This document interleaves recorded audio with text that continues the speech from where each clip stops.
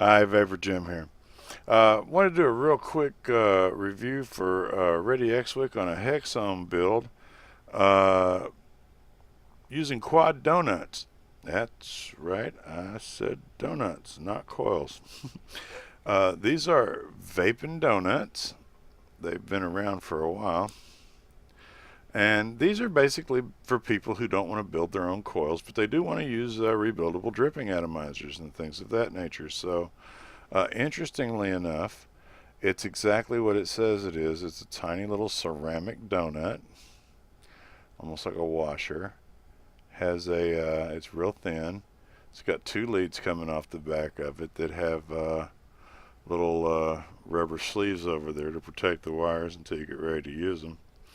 And basically, you just pull the rubber covers off the leads, and slide the donuts into your posts, tighten them down, you're ready to go.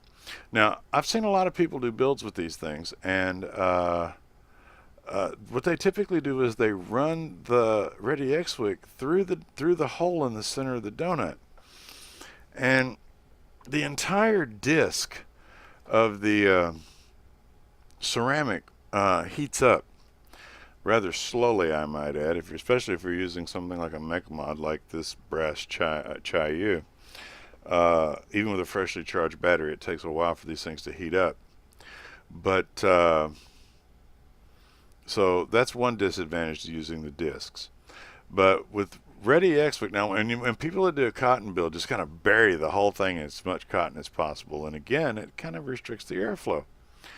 I had the idea to go through and wrap the READYxWICK around and then under and around and then across between a couple of posts and then around and under and around and back up and then snip it off and tuck it under so that you can see the READYxWICK. And I adjusted the donuts so that the READYxWICK is actually sandwiched good and snug between the donuts, and so that the entire back of all the donuts is completely touching all the way around with the READYxWICK. You can see that particular quad build is at 0.3 ohms. So again, at 0.3 ohms, I'm going to put this on my trusty 50 watt hex ohm here.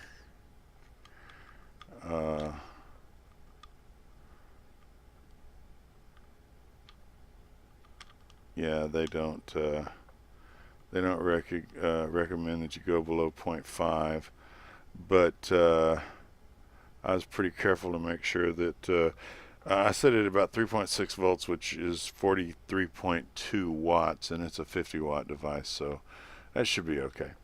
We're going to put some e-juice on here. Make sure we soak this down pretty good.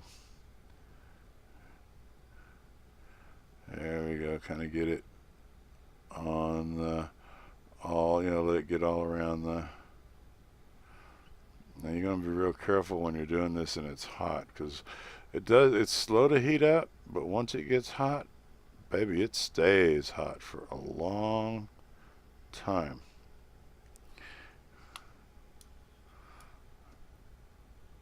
See, it's a little slow to heat up even on at 43 watts, but once it gets going, and actually the cap's going to help that, because now we're going to line up and this is whoops, I tipped it, and when I did, I dribbled juice.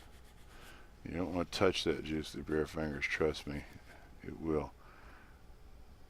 It was actually uncomfortably warm even through, well, there we go, get all that off my hex ohm. Yeah, make a mess. Okay, so again, you want to line your holes or your slots or whatever up just like you would with any other dripper. There it goes. Alright, give it a second to heat up.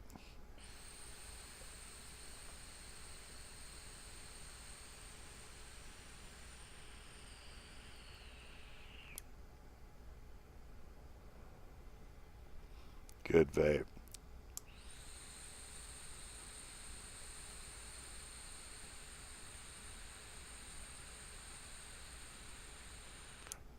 I truly believe READYxWICK is definitely the way to go with this. Much better than the cotton builds. Of course, READYxWICK is always better than the cotton builds, but in this particular case, wrapping it that way so that it, I haven't seen anybody else do that. Maybe I'm sure other people have come up with it, but I haven't seen it. And wrapping it that way so that it's completely touching all the way around the backs of all of those discs, and leaving that hole completely open gives it really good airflow.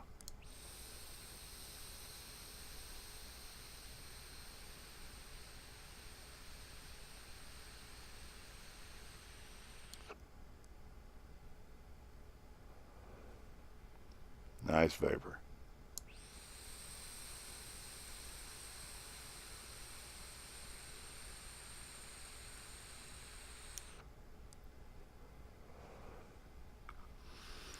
All right. That's the Vapin Donuts on a Helios quad coil setup at 0.3 ohms with READYxWICK. And that's the standard READYxWICK I used on this one, not the READYxWICK Slim. It was the 3mm READYxWICK. Have a good one.